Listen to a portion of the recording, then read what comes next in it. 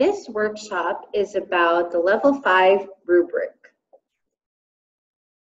So in this workshop, we will learn about the difference between the Level 5 and the Level 2 rubric, the description and explanation of each domain, and the tier descriptions and specific examples. So this is the new Level 5 rubric. As you can see, there are two new domains, so the teaching procedure and the conversational practice.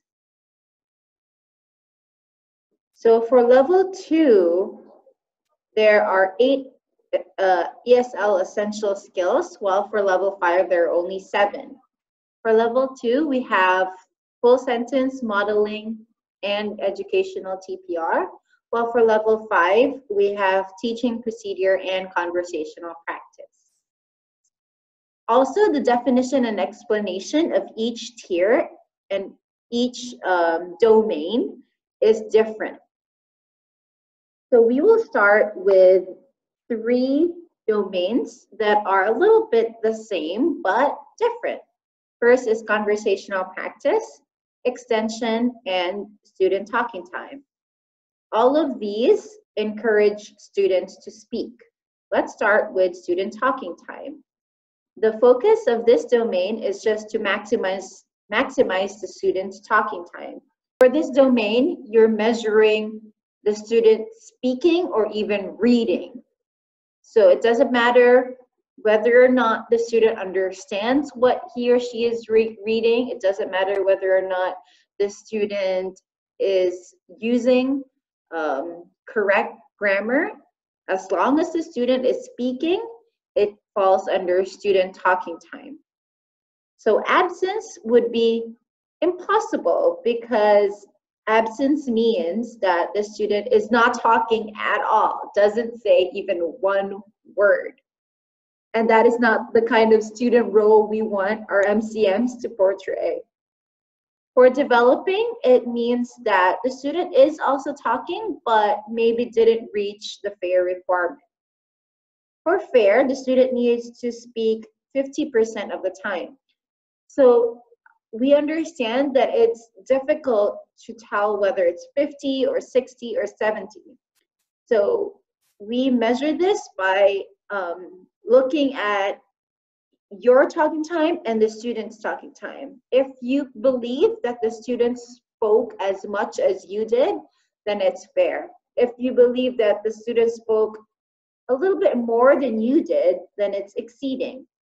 If you think that the student spoke or even read content way more than you did, then that's 70% of the time. For effectiveness, fair, exceeding, and exceptional have the same. Just key 1, student speaks on every slide. So an example would be just the student reading the text and maybe even describing the pictures. That's already counted as student talking time. Even if the student doesn't understand what he or she is reading, as long as the student is reading, that's student talking time. For conversational practice, the focus here is for the student to converse freely and naturally. Absence would be there is no free conversation. Developing would be there is maybe a little bit, but doesn't reach the FAIR requirement.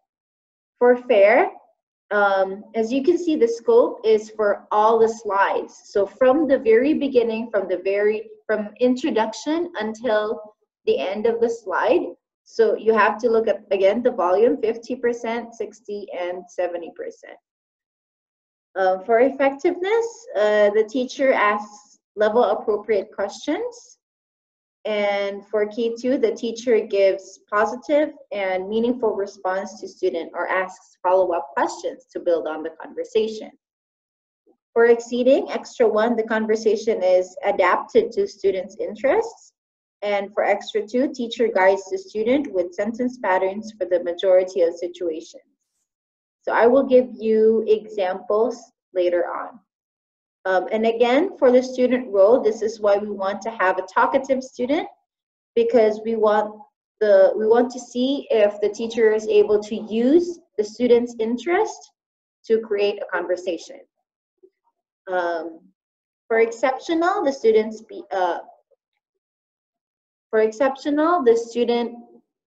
has a free and natural conversation 70% of the time, and then extra 3 is for the teacher to guide the student to express ideas in more advanced and diversified sentence patterns. So for these, they are conversation because it's asking questions and you're expecting the students to answer, but these are questions that are already written on the slide. So these don't count as conversational practice. However, if you see, if the teacher uses questions from the tips, it can still be considered as a conversational practice. So this is an example.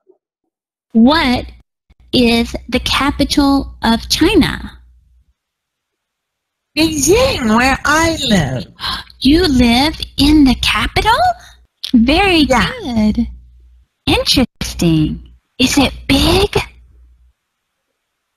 Very big, teacher. Beijing is very big. Beijing is very big. So that was an example of conversational practice, and also the teacher providing sentence patterns when the student only answered in one word. Now let's go to extension. The focus for this domain is to add level appropriate new knowledge or use students previously learned lessons. So review. For FAIR, we only require the teacher to extend 20% of the time. Key 1, the extension occurs only if slide objectives have been met or help to meet them, because we want the teacher to focus on the slide objectives first before on extension. And then key 2, teacher extends the lesson in a fun and creative way that builds up students' interest.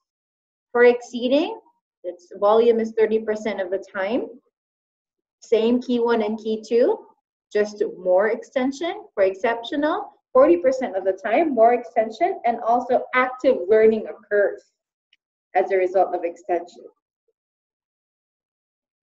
So the difference between conversational practice and extension is that for extension, you're adding new knowledge, like fun facts. So an example would be a teacher talking about the 50 stars in the American flag and what it represents, or that the capital of America is Washington, D.C. So if this leads to a conversation, now let's look at the next slide. So when you're teaching the flag and you extend by teaching the Philippine flag or the flag of Latvia and the flag of Venezuela, and then this leads to a conversation to maybe the student's trip to Latvia, then this is considered as both conversational practice and extension. But if the teacher shows different flags and it doesn't lead to conversation, then it's just counted as extension. So to wrap up everything, conversational practice is focuses on opportunities for a student to converse freely and naturally. Extension focuses on adding new knowledge or reviewing previous content. And student talking time is just the speaking quantity of the student. We're done with these 3. Now let's focus on mastery of curriculum, teaching procedure, and content delivery. So before we continue, can you think of the similarities? What do these three have in common? These three focus on how teachers present the content. Let's start with teaching procedure.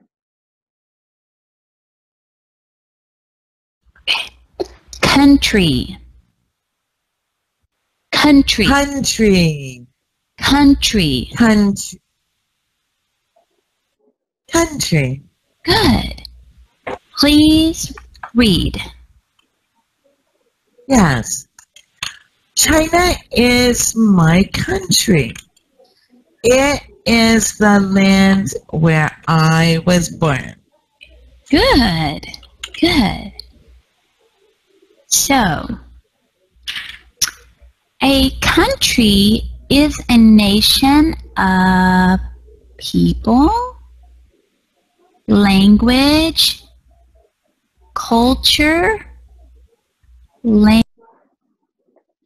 So for the teaching procedure, it focuses on breaking down the content into clear steps, from easy to more complicated. So you can see the teacher clearly used different steps. First, isolating the vocabulary word, and then repeating the vocabulary word, and then reading the sentences, and then defining the vocabulary word. So for fair, the teacher does this 60% of the time, and the teacher has clear breakdown steps. The teacher also presents or explains new lesson before having the student practice. For exceeding, the teacher does it 70% of the time, and the teacher teaches the content following a sequence from basic to more advanced, or teacher adds extra steps to lead the student to understand a difficult concept. And for exceptional, the teacher plans different procedures for different parts of the lesson in order to best engage the student.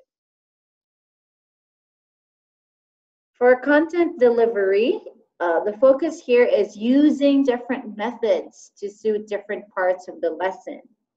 For fair, the teacher needs to do it 60% of the time. Key one would be presenting lesson by effectively utilizing body language, so TPR, tools, and examples. So for tools, we also have a domain, which is called supplementary tools. This is different with content delivery because content delivery doesn't have to be only supplementary tools. It's a combination of everything depending on how the teacher presents the content. Key two is the teacher adapts the delivery method of content to serve a clear educational purpose. For exceeding, the teacher does it 70% of the time. And for extra one, the teacher delivers the lesson content in ways that effectively stimulate students' interest. And for exceptional, the teacher does this 80% of the time. And the teacher's delivery is tailored to students' personality and learning style that maximizes the students' engagement. So this is an example of how tools are being used to show the meaning or to present the content. Country. Country. Country. Good job. Eric, a country is a place that has people, Oh, hi, people. land, language, and money or currency. Money. Now let's continue with mastery of curriculum. So the focus of this domain is just to correctly deliver and accurately explain the lesson content. In level 2, it's mastery of English, but this time it's mastery of curriculum. So aside from the grammar rules and the phonics, we are also focusing on the lesson content, because for level 5, the lesson content of the curriculum is more complicated, and we want the teacher to really learn the curriculum before facing the student. So this is a simple yes or no. An example would be the teacher being able to explain why we use are here and is here. So being able to explain the grammar rules, and also the teacher being able to identify all the pictures on the slide. Now let's continue with teacher output and classroom commands. These two domains focus on how teachers talk. For teacher output, we focus on the teacher's output being appropriate for the student's level. We also want to talk about teacher talking time, if the teacher talks too much. And incidental language is also in this domain. For fair, the teacher has to have appropriate teacher output 80% of the time. Key 1 would be the teacher's speaking speed is level appropriate. It's not too fast or not too slow. Key 2, teacher uses level appropriate words and sentence patterns. And key 3, teacher's output is coherent and intelligible. For exceeding, the teacher does this 90% of the time, and the teacher limits their own talking time to maximize students' talking time. So an example of this would be the teacher simplifying their own sentence or instructions to convey a direct message. Or the teacher could also begin a sentence and encourage the student to complete it. Exceptional would be the teacher does this 100% of the time. So extra 1 and extra 2. Extra 2 is the teacher limits incidental language such as filler language. So actually, the definition of incidental language here is filler language. For classroom commands, the focus here is using on-screen instruction and level-appropriate verbal instruction. So still teacher output. For fair, the teacher has to do this 60% of the time. Key 1 is for classroom commands to be clearly visible and understandable. Key 2, the classroom commands are not conflicting throughout the lesson. For exceeding, it's 70% of the time, and the commands given are concise. For exceptional, the teacher gives verbal and on-screen classroom commands proficiently and effortlessly. So a basic example would be writing brackets and showing the student where to read. Please read. Again, this is a very concise instruction.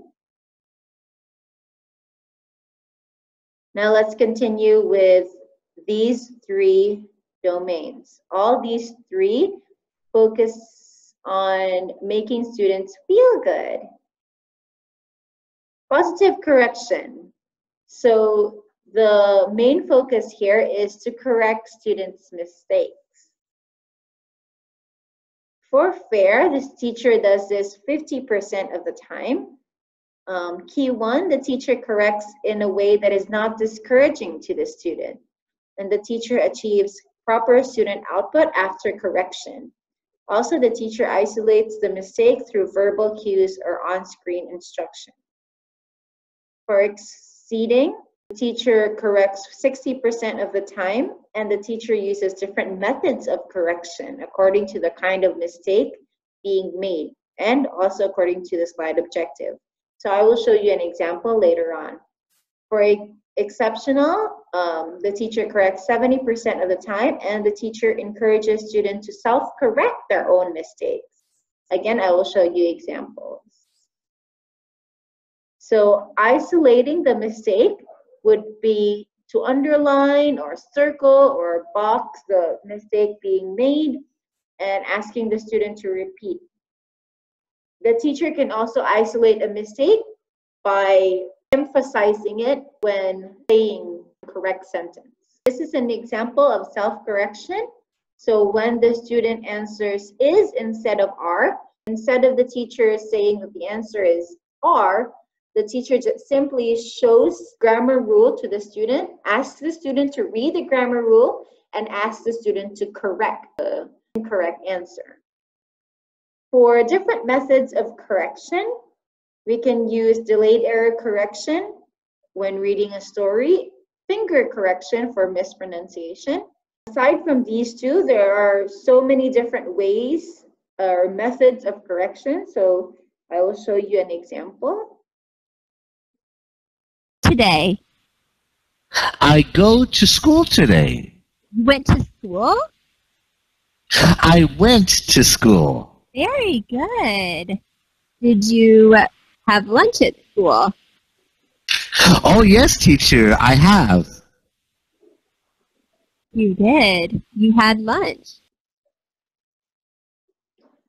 So see how the teacher was very subtle, but this is called recast. When the student makes a mistake and the teacher recasts the correct sentence. So for rapport, the focus here is obviously building rapport, building a relationship with the student. For fair, this happens 100% of the time. So if you can see for fair, exceeding, and exceptional, it's the same. The volume is the same. For key one, on the introduction slide, the teacher greets the student and asks at least one level appropriate rapport building question. Also, the teacher ends the class with good rapport, if applicable.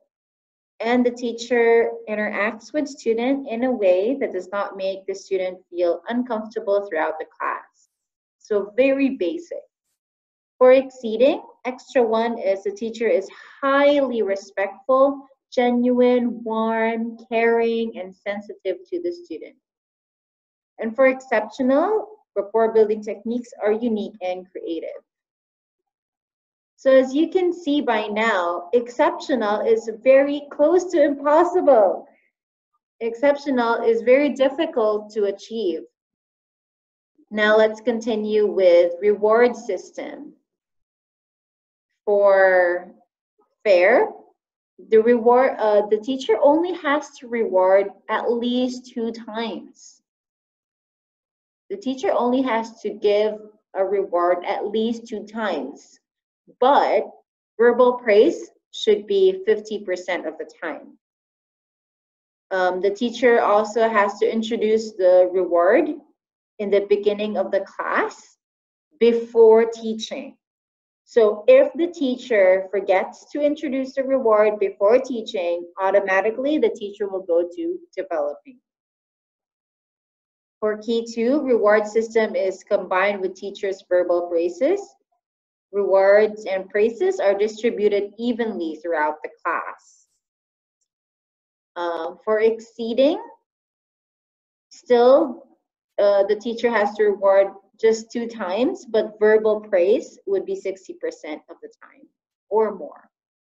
Extra one, the reward system is visually prominent and creative. So make sure that you can see, so make sure that when the teacher gives a reward, the student is able to clearly see the reward. For exceptional, again, still 2 times, but verbal praise is 70% of the time.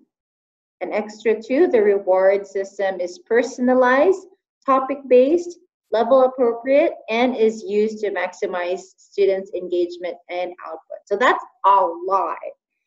If the reward system is personalized and is used to maximize the students' engagement, then, and also verbal praise is 70% of the time, and the reward was given at least twice, then the teacher would be an exceptional teacher. So it doesn't have to be personalized and topic-based, and, well, it has to be level appropriate. But it's either personalized or topic-based, but it has to also maximize the student's engagement. This is an example of a personalized reward system. Great. Roy, do you like cats? No, I don't like cats. No. Do you prefer bears?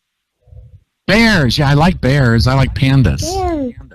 Pandas. When you do a good job, I will draw a panda. A panda, cool. So that's personalized. And remember, conversational practice. So this also counts as conversational practice. The teacher using conversation to find out his likes, and the teacher using the student's likes and interests for the reward system. So it's both introducing the reward and conversational practice. Now let's continue with these two domains. They both consolidate learning. So repetition. For fair, remember, for scope, for fair, exceeding, and exceptional, the scope is only for new content. If the teacher asks the student to repeat a word, maybe in the reading slide, and it's not introducing new content, then it doesn't count as repetition. For fair, the teacher only has to do this 50% of the time. Actually, for exceeding and exceptional, it's the same, only 50% of the time. So for fair, the teacher only needs to meet these two requirements. Repetition is prompted by teacher at least 2 times upon new content. And then key 2, repetition should be done patiently by having the student repeat back before moving to the second time. So this means if the teacher says capital, capital, and then the student repeats capital, so the student only repeated once, even if their teacher repeated it twice. So for exceeding, it's also still 50% of the time, but the teacher also has to meet extra 1, which is for the teacher to check for the student's retention. Here's the example. For the teacher to pull out a prop later in the lesson to ask the student a question to confirm the retention of the knowledge of new content. And for exceptional, extra 2 is repetition is prompted by teacher for more than 2 times when necessary. For supplementary tools, so now what is the difference between this and content delivery? Supplementary tools focuses on the quality of the tools and the management of the tools. So for fair, the teacher only requires 2 tools, 2 props, and it has to be clear and visible and relevant to the lesson. For exceeding, it's the same, at least 2 props, and the tools are used effectively to serve clear educational purposes. Also, the tools are creative and unique. So again, with the quality of the tools. So they're creative and unique and personalized. For exceptional, it's the same extra 1 and extra 2, but the teacher will have more props, maybe 3 or more. So this is an example of an irrelevant prop. When you're talking about the capital of China and you show the picture, a picture of Shanghai, this is considered irrelevant because Shanghai is not the capital of China. And it also shows you that the teacher didn't really master the curriculum because the teacher doesn't know that this is a picture of Shanghai. The teacher doesn't know that Shanghai is not the capital of China. We're almost done. Let's continue with lesson objectives and pacing. For lesson objectives, for level 5, we want to focus on 3 things: the meaning, the form, and pronunciation. So this is an example of the meaning for the grammar point be going to. Meaning and then form. Usually the meaning for level 5, the meaning is already written on the slide. And then the form, am, is, or are. And also we have to make sure that the student can pronounce the words correctly. For fair, exceeding, and exceptional, the teacher has to meet all the lesson objectives. So it has to be 100% of the time. For fair, the teacher teaches all the lesson and slide objectives. And then for exceptional, extra 1 would be the teacher highlights the lesson objectives to make them clear to the student. And for exceptional, extra 2 would be the teacher relates lesson objectives to students' interests and experience in order to facilitate meaningful learning and comprehension. So if you can see the slide objectives here, there's always define country, define flag. So the definition can be different. The teacher does not have to use these sentences. The teacher can use props to define flag, to define country. As long as the teacher tries to show the meaning of the vocabulary word, then the teacher can meet that specific lesson objectives for meaning. Yeah, definition of capital. This is an example. Maybe China? Yes, good job. When I see a panda, I think of China. A panda represents China. Can you say a panda represents China? A panda represents China. Very good job. You get a trophy. So this is an example of highlighting the lesson objectives or the meaning of represent by giving another example aside from the one on the slide, and also by asking concept checking questions. When the teacher asks, what do you think of when you see the panda? For pacing, we don't require the teachers to finish the slides. So for fair, the teacher only has to spend an appropriate amount of time on each slide. For exceeding, the teacher is able to adjust the amount of time spent on individual slides according to students' proficiency level. So for exceeding, actually, the teacher is allowed to skip the pictures on the slide as long as the student is able to use the target language effectively and independently. For exceptional, the teacher displays effective pacing by completing the lesson within 10 minutes. So what is appropriate time on each slide?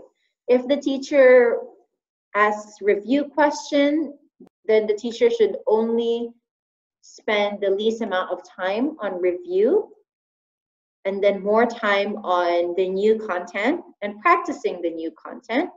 But the most important thing is the students' needs. So before we end this workshop, let's quickly look at professionalism. There are 2 parts, disposition and environment. You need at least 5 yeses to pass a mock class. 3 no's, is an automatic fail. And one no for disposition is also an automatic fail. So disposition should be all yeses. Otherwise, it is an automatic fail.